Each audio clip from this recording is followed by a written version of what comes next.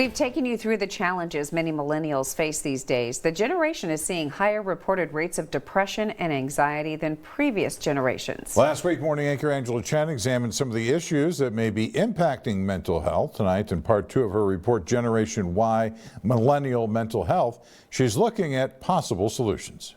Once upon a time, for many in America, this was the dream. A quiet residential street in an average American town.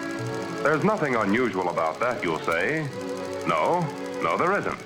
As a matter of fact, this is the sort of thing most of us expect to have, sooner or later. Later, decades later, the white picket fence and 2.5 kids seem ever out of reach. Yeah, that is a bear. Good job. Michelle Lutz is a millennial, a public school teacher here in the Coachella Valley. The American dream is fading away. Diagnosed with depression and anxiety, her days were especially tough after giving birth. I love community, but when I had my son, I really suffered hard with postpartum anxiety and depression. It just really felt like I was sinking, and it's like this feeling of just nothingness. Now, healing through therapy and her little one, Bodhi, Big guy. a bright spot in her days as they prepare for baby number 2. Michelle says part of the mental overload comes from the pressure to be the perfect present parent. Working moms today spend as much time with their children as stay-at-home moms 40 years ago. Families often need both parents to work to make it in this economy, and social media often makes it worse. So something like motherhood, right? You see the mom who's making the beautiful lunches with the cutout hearts. They're healthy and organic, and you manage to just get some Cheez-Its in that box with a peanut butter and jelly sandwich or whatever. And now, maybe not consciously, but now you're not feeling so good about how good of a mom you are. Another stressor, the student loan crisis. People who have debt are more likely to suffer depression and anxiety. The 2008 recession hit as millennials were in college. That's when universities began significantly upping tuition after state funding cuts. I will never be able to pay off my student loans as it is. Every month, they will increase higher than my monthly payment. How can I make a future if I know I'll always have this hanging over my head? The average student loan debt for 2025 is nearly $39,000, significantly more if you borrowed for grad schools like medical or law. There's so many issues right now that's facing us. The cost of living is it doesn't stop going up, and the wages don't increase at the same rate. Between the aftermath of the pandemic, housing market, social media polarization, and more, millennials are more likely to be burned out, depressed, and die deaths of despair than the generation before them. That's not to say previous generations didn't suffer mental health issues. It's that millennials and Gen Z are more comfortable reporting it. Michelle's answer? Finding community. Just really being open about really how I'm feeling instead of pretending, because I think the longer you pretend, the harder it is for you to actually share like how you're feeling. I think fragmentation is the heart of this. We're not looking for one another. And so it increases this feeling of isolation. It's like, well, I should just get it online. And so we get socially fragmented. We have this financial fragmentation. We have this familial fragmentation. My family's in Texas, so my village is not here. So what can change in the United States to ease the mounting burdens on millennials and future generations?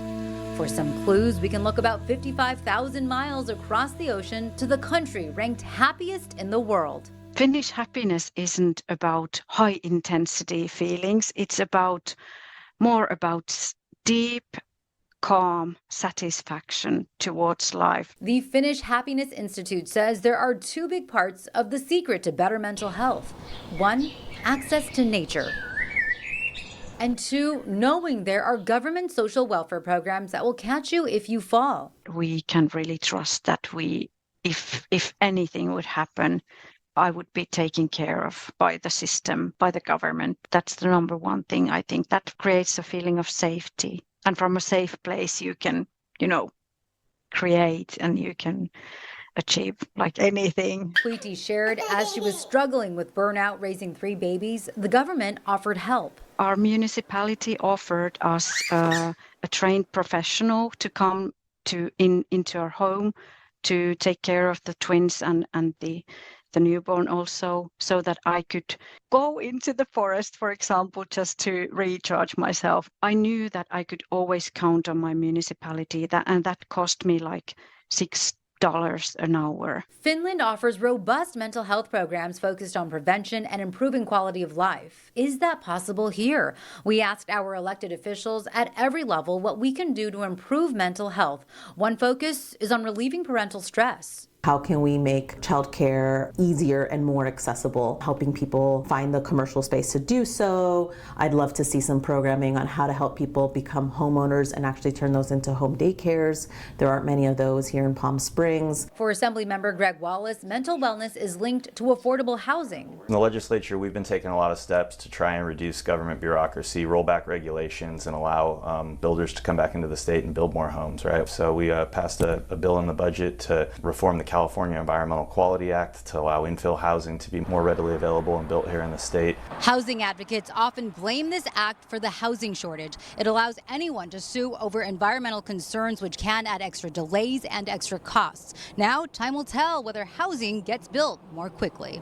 As for national legislation around social programs, around mental health or child care, Congressman Raul Ruiz says it's not possible right now because Republicans control all branches of government and refuse to support any Democrat initiatives. Medicaid cuts are his biggest worry. This previous bill that is the largest cuts to Medicaid in the history is going to leave 17 million people uninsured.